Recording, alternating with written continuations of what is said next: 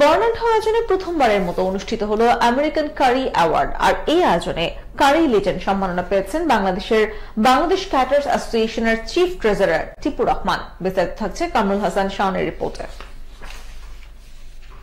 এবার আপনিও হবেন শেফ, এই প্রতিপাদ্যকে সামনে রেখে জমকালো আয়োজনে প্রথমবারের মতো অনুষ্ঠিত হলো আমেরিকান কারি অ্যাওয়ার্ড 2025।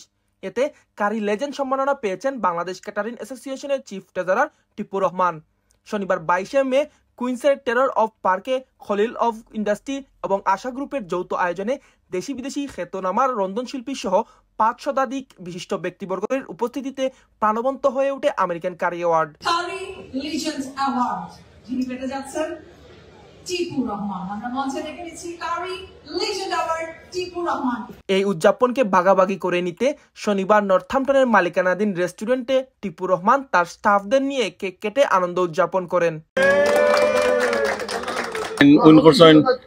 লেজেন্ড কারি অ্যাওয়ার্ড, আমেরিকান কারি অ্যাওয়ার্ড খুব হার্ড ওয়ার্ক করেন এবং পরিশ্রম করেন।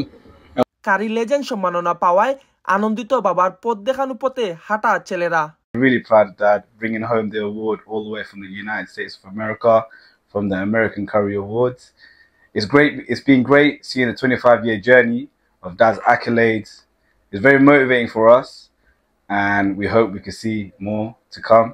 টিপু রহমান ছাড়াও অনুষ্ঠানে আরো 8টি ক্যাটাগরিতে 30 জনকে পুরস্কার দেওয়া হয়। ক্যাটারিং অ্যাসোসিয়েশনের চিফ ট্রেজারার টিপু রহমান বলেন, ইউকে কে রিপ্রেজেন্ট করতে পেরে আনন্দিত।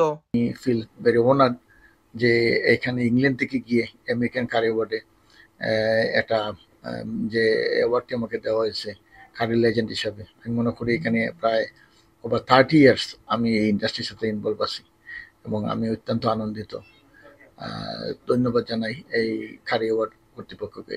এর আগে তিনি পাপাডাম স্টিক তৈরি করে Guinness book of world record খেতাব অর্জন করেছেন। Kamrul Hasan Shaon, ATN Bangla, UK, Northampton.